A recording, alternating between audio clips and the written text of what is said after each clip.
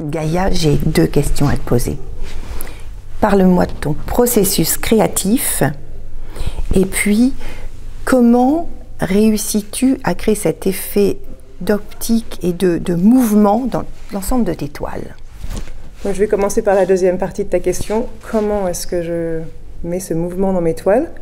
Franchement, je ne sais pas. C'est un peu la magie du processus. Il y a une histoire personnelle qui s'inscrit, qui veut s'exprimer, et elle est représentée sur un petit croquis. Quelquefois, le croquis prend du temps à se manifester avec grâce, enfin, juste que ce moment arrive où je sais, ça y est, je l'ai. Oui. Et quand c'est ça y est, je l'ai, c'est le croquis final et la peinture finale, sans les couleurs, bien sûr, juste un trait au crayon sur un papier blanc. Donc, quand je peins concrètement l'artiste, j'appelle, c'est peut-être pas la meilleure description de mon travail, mais j'appelle ça, je fais du coloriage, je remplis les cases. Oui. Mais bon, après, c'est vrai que c'est de la patience parce que je ne les remplis pas avec un gros pinceau, j'utilise un pinceau 0,0 la plupart du temps. Parce que j'aime bien quand les lignes sont bien faites et puis même presque le relief de la toile, quelquefois, ne facilite pas le trait vraiment droit. Donc, il faut que je joue avec les petits trous dans la toile avec mon petit pinceau 0,0. Le processus, j'aime bien dire que c'est un moment magique quand la muse se présente. Mais mon mari est celui qui dit « Non, mais n'importe quoi, de dire que c'est magique, il y a vachement de travail derrière. » Et c'est vrai, c'est vraiment... Alors, la muse, elle ne se présente pas comme ça. Il faut l'inviter. Et pour l'inviter, j'ai dans ma vie énormément de discipline, énormément de choses que je mets depuis l'endroit où je vis, qui est un endroit absolument splendide au milieu de la nature au Canada, au bord d'une rivière, dans une petite cabane construite par un artiste, pleine de fenêtres. C'est tellement... harmonieux, paisible. Déjà, rien que de vivre là, mes cellules sont nourries. La façon dont je mange, j'aime bien je fais pousser des kilos et des kilos de pousses germées, de faire des jus verts, parce que c'est l'énergie du soleil et la chlorophylle qui rentrent dans mes cellules, et puis je me sens bien. Je pratique beaucoup le jeûne, je pratique beaucoup de méditation. Je fais mes exercices de yoga régulièrement, je vais me promener dans la nature. Je suis avec mon mari depuis 25 ans bientôt. Et puis ça, c'est tout un processus personnel aussi de grandir, d'apprendre à être une personne humaine qui est respectueuse et entière et complète, et en reflet, en miroir. Et puis j'étais maman pendant 20 ans. Là, j'ai fini mon travail de maman, mais ça, c'était aussi... Voilà, donc tous ces aspects, c'est la fondation qui permet que je suis une personne qui a le temps et l'espace de recevoir. Et j'y travaille tous les jours, c'est pas donné, hein. C'est pas que j'ai envie tous les matins de me lever et de boire mon jus de blé, de faire mon exercice, d'aller me promener dehors. Souvent, on a envie de rester sous la couette.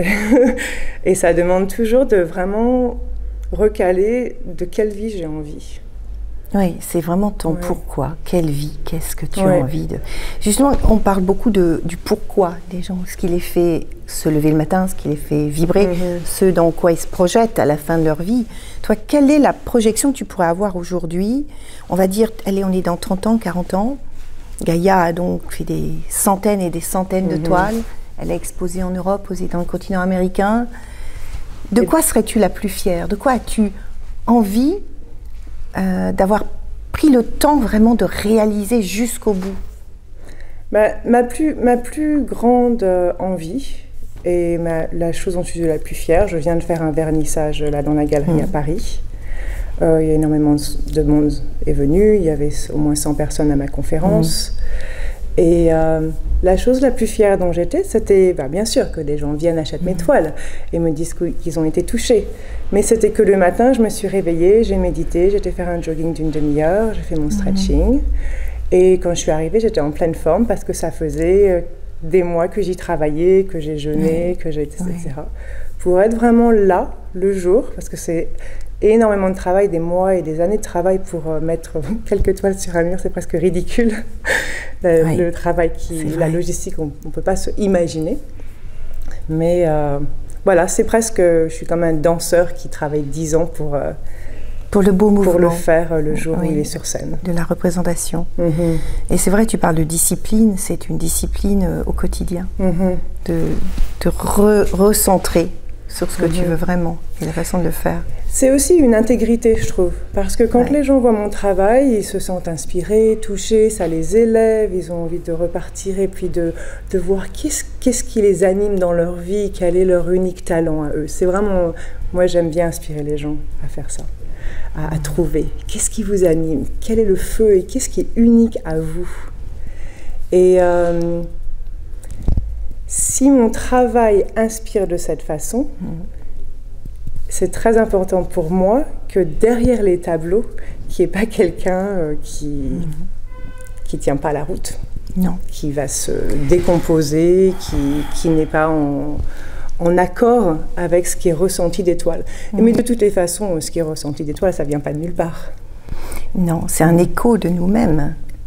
Et comme tu balayes finalement des tas d'éléments de la vie des femmes, en tout cas dans cette expo, on est beaucoup sur le féminin, c'est évident que chacune peut se retrouver à un moment en écho d'une situation présente ou passée. Et l'universel de l'art, c'est quand chacun peut se retrouver dans une toile. Mais il y a toujours cette dimension sacrée qui est très forte, surtout cette verticalité, cette connexion au ciel, à la source, à la terre, aux autres. Et tu travailles beaucoup la connexion, la reliance. Et les femmes sont nues. Alors, quand tu parles d'intégrité, on peut imaginer qu'en quittant le vêtement, on est juste qui on est. On est ce que l'on est. On arrive dans cette espèce de dénuement qui arrive à l'authenticité, l'intégrité de ce que l'on est vraiment. Et tu me parlais de ton processus créatif. Tu as plusieurs sources d'inspiration. Ça peut être un moment, un objet, un paysage, ça peut être une émotion. Et tout ce que tu as fait a d'abord été fait en petit, abouti en petit. Et il y a très longtemps, quand je peignais, je me souviens que le maître qui m'avait formé disait « Certaines œuvres portent la monumentalité en elles, et c'est celles qui sont petites et qu'on peut agrandir et qui gardent tout leur équilibre. » Il disait ça? Absolument. Ben, ça me touche vachement. Voilà.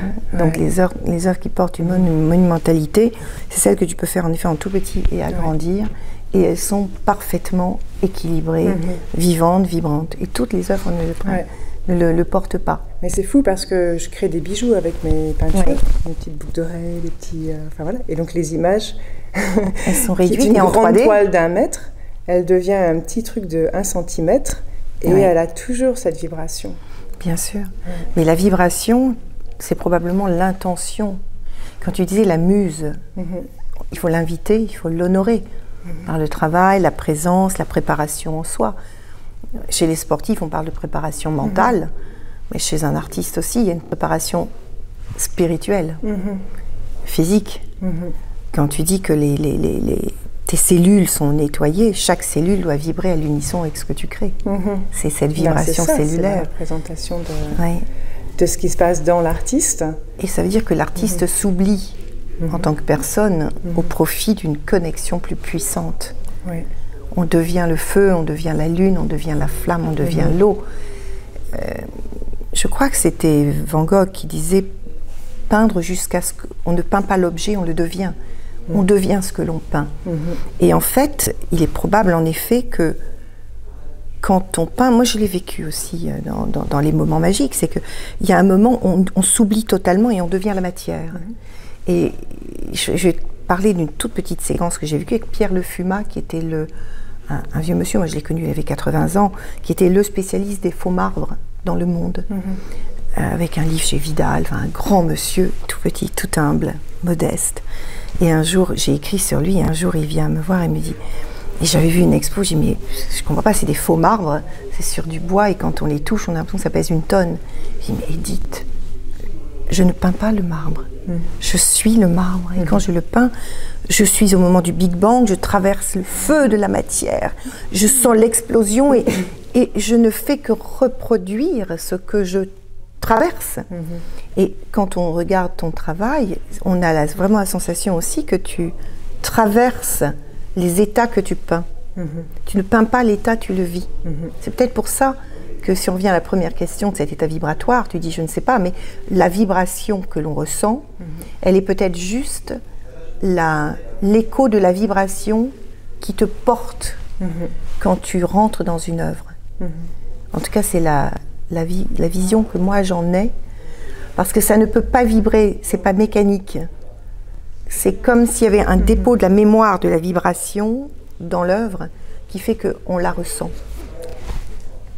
On me demande souvent quelle est ma source d'inspiration. Bien sûr, il y en a plein, mais la source d'inspiration principale, c'est la nature. Oui, ça se sent. Et quand tu vas dans la nature et puis tu peux t'extasier sur de la mousse sur une écorce.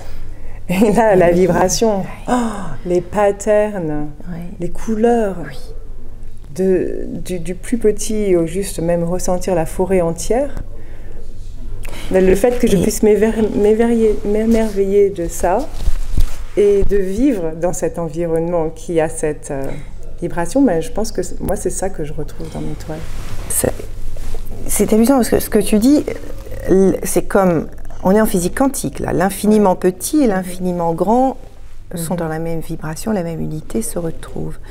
On parlait tout à l'heure des petites œuvres qui portent la monumentalité. On est bien dans... Tout à fait. Donc, quand tu parles de la mousse, le lichen que tu observes, tu vois des patterns, tu vois des formes, tu vois des reliefs, tu vois même des images, tu peux avoir des métaphores qui s'expriment. Tu es toi-même, tu deviens la mousse. Ah, tout à fait. C'est-à-dire, c'est à nouveau cette fusion quantique qui permet de devenir l'ensemble de ce que tu vas exprimer. Tu l'es dans ces moments-là. Tu ne regardes pas la mousse. Tu deviens, tu rentres dans la mousse et tu en perçois à hauteur de ta sensibilité. C'est ça que tu restitues. Et c'est ça qui est intéressant dans la peinture et surtout dans ton travail, c'est qu'on sent... Et moi, j'ai hâte de te voir aller encore plus développer la nature, voir comment tu travaillerais justement d'un micro-élément de la nature. Imaginons que tu fasses un petit bout de lichen et qu'il devienne immense. Quel bestiaire tu y mettrais? Dans ma prochaine exposition à Paris, dans 3 ans, j'aimerais la faire sur la nature. Et bien voilà. Et là, je serais heureuse de le voir parce que c'est quelque chose que j'en ai des frissons, mais je l'ai vraiment vécu à partir d'un petit cep de vigne. J'ai fait un grand tableau il y a quelques années et c'était un bestiaire avec la montre molle de Dali, avec tous les éléments. Et c'est là qu'on voit que la nature, à certains moments, elle est juste une représentation de notre propre imaginaire. Et c'est cet écho-là qu'on aime retrouver. Et quand tu vis dans la nature, oui. Moi, j'irais même plus profond. Enfin, j'ai l'impression que tout ce dont on parle de ce non-lieu mystique où on arrive, où on est vraiment expansé, en connexion. C'est plus un concept. Et il y a d'ailleurs une toile que j'aime beaucoup, que tu pourras montrer. C'est celle où, justement, le corps, finalement, implose et explose en particules pour se fondre. Et c'est cette expansion du corps avec ces papillons-là qui est magnifique. Enfin, pour revenir à la physique quantique, la séparation qu'on voit entre moi et toi, l'air, si tu vas au niveau du vide, du microscope, il n'y a rien. Il n'y a pas de différence. Nous, on croit que notre corps il s'arrête là, mais parce que c'est ce que notre apparatus nous permet de percevoir. C'est ce que notre cerveau formaté tel qu'il est aujourd'hui, en tout cas, est capable de voir. Mais quand on entre en méditation, on voit d'autres choses. Autre chose. Voilà. Merci. Merci Edith. On s'est bien amusé là. Ça va, vous avez suivi? On est parti loin, infiniment petit, infiniment grand. Waouh.